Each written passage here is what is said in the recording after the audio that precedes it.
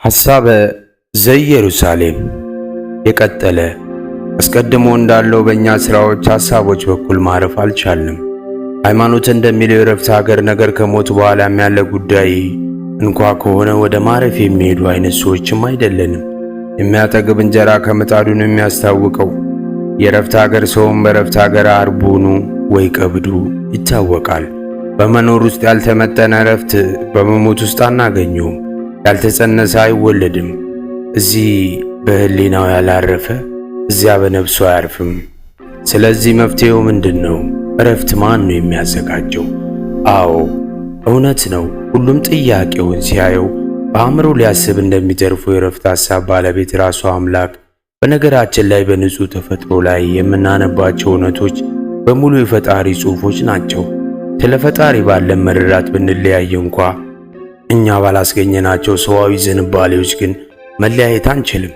በፈጠረን ላይ ብንሟገት እንጂ ረፍትን ከመፈለግ ጋር እንደተፈጠረን መካድ አንችልም።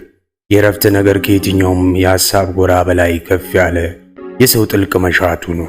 ወደ ማረፍ የማይማልል ምንም የፍጥረት ዘር የለም። ረፍት በሰው መሆን ባህሪያችን ላይ የተጻፉ ተፈጥሯዊ ስበት ከሆነች በተፈጥሮ ባገኘናቸው እውነታዎች ውስጥ የራሷ ምስክርነት አላት ማለት ነው። ማሰባችን ውስጥ፣ መስራታችን ውስጥ፣ ሴትና ወንድ መሆናችን ውስጥ፣ ደስታ ማሳደዳችን ውስጥ፣ እርግጠኝነት ማሰሳችን ውስጥ፣ ተስፋ መሰነቃችን ውስጥ፣ ለማይናወዝ ፍቅር መጠራታችን ውስጥ፣ በከፍታ ለመቀመጥ መመኘታችን ውስጥ፣ ሰላምን ለመጠበቅ መታገላችን ውስጥ ረፍት ምስክርነት አላት። የእነዚህ ሁሉ ሰዋዊ ክፍሎች ተፈላጊ አድራሻ ረፍት ናት። ሌላው ቀርቶ የየጊዜው ጅማሬ የመጨረሻ ድርጊቶች ውስጥ የምትቋደሰው የማይጠናቀቅ ደስታ የዋናይቱ መጠናቀቅ ፍልሚያዋ ነው።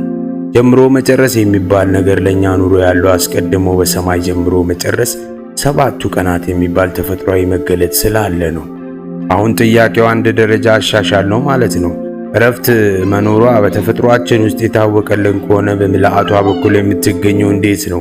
ይህ ዋናው ጥያቄ። በተለይ አሁን ጊዜ ሰዎች አወቁትም ሆነ ሳላወቁት እየጠየቁ ያለው መሰረታዊ ጥያቄ ይህ ነው።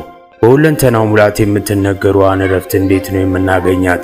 ከዚህ በፊት ለምንድን ነው ግን እረፍትን በሴትነት አንቀጽ እየጠራናት ያለ ነው የምናወራው? መንፈሳዊ ጉዳይ ስለሆነ ስነ ጽሑፋዊ ብሂል ሆኖ አይደለም።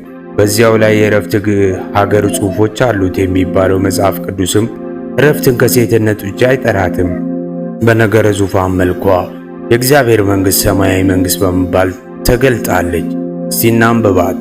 እርሱም አለ፣ በምድር ዘርን እንደሚዘራ ሰው የእግዚአብሔር መንግሥት እንደዚህ ናት። ሌሊትና ቀን ይተኛል ይነሳል፣ እርሱም እንዴት እንደሚሆን ሳያውቅ ዘሩ ይበቅላል ያድጋል። ምድሪቱም እውነታ በመጀመሪያ ቡቃያ፣ ኋላም ዛላ፣ ኋላም በዛላው ላይ ፍጹም ሰብል ታፈራለች። ፍሬ ግን ሲበስል መኸር ደርሷልና ወዲያው ማጨድ ይላካል። እርሱም አለ፣ የእግዚአብሔር መንግሥት በምን እናስመስላታለን? ወይስ በምን ምሳሌ እንመስላታለን?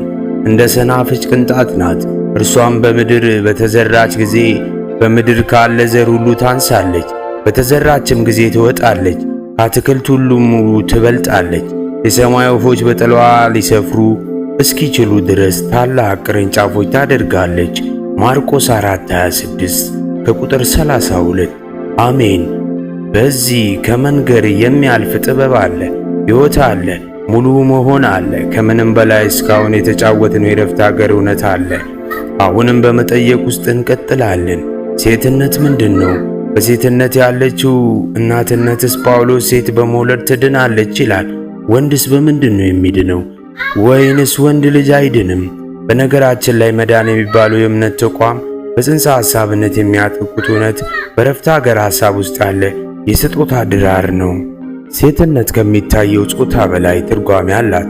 ምስክርነት በባህሪያችን ወደ ታላቅ እውነት ወደ ስነ ፍጥረት ታሪክ ሄድ ስንል ሔዋን ከአዳም ውስጥ ተሰርታ ተገልጻለች። ስለዚህም ቀድሞም በአዳም ባህሪ ውስጥ ነበረች ማለት ነው። ባዮሎጂም በራሱ ጥናት የወንድና የሴት ጾታ ሀብል በራእዮች በወንዱ ልጅ ውስጥ በአንድ ይገኛሉ ይላል። ሴቱ ግን ተሰርታ ተገኝታለች። ተሰርታ እረፍታችንን የሚሰራልን ፍለጋ በመቃተት ላይ ነን ያለ ነው እንዳንረሳ። ሔዋን ግን ከአዳም እንቅልፍ ተሰርታ ተገልጻለች። ኖህ በዙሪያው ላሉት ጎረቤቶቹ ተኝቶ መርከብ ከእርሱ ዘንድ ተሰርታለች። በእርሱም ፍጥረት ድነውበታል። ኖህ ከዕድሜው ጋር እኩል መጠን ያላት መርከብ በመስራቱ ራሱን በራሱ በኩል የማየቱ ነጸብራቅ ናት። እንደገና ከሙሴ ኦሪት ተገልጻለች። በግብፅ ከፍታ ካንቀላፋበት የሕይወት ጎን የወጣች ክፋዩ ናት። እንዲሁ በሴት የምትጠራ ነች። ገላትያ 4:24። ሲቀጥል ከሰለሞን ቤተ መቅደስ ተሰርታለች። ይሁንና ባቢሎንም ምርኮ ፈርሳ በነዘሩባቤል ዳግም ታነጻለች። እንዲህ እያለ ሲቀባበል ሄዶ በሥጋው ዘመን ምጽአት ላይ ድንግል ማርያም ተገልጻለች። እስከ እርሷም ዘመን ድረስ የነበሩ ሥራዎች ሁሉ ፍጻሜያቸው በእርሷ በኩል አግኝተዋል። እንግዲህ እመቤታችን የሚያሰኝ ቅኔ ይህ ነው። ትውልድ ስለ እርሷ መገለጽ ሲሠራ ቆይቶ በእርሷ በኩል ደግሞ ሊገለጽ ፍቅር ታድለው በትንቢት በተስፋ በሕይወት በትእዛዝ ስንገነባት ከቆየችው ቤት ውስጥ እናትነት ታየች። ጻድቅም ምእመን ሆና ለየልባችን ልትሰጥ ለሚመጣው ሁሉ ተመሰከረች። ሉቃስ 1:54-55 ኖህ በማርያም ተጠቃሎ የተገለጠው በትውልዶች እየወረደ ሲተነተን የነበረው ታላቁ ሥራ ነው። የመሠረቱ ነገር ግን ከምሳሌ ወደ ኩነት ተጨብጦ እንደቀጠለ ነው። በተሰራችው ድንግል ማርያም በኩል ክርስቶስ ተወልዷል። በሴቲቱ በኩል ፍጥረት ሁሉ የሚያመጣው ወንድ ልጁ ተገልጿል። ይቀጥላል።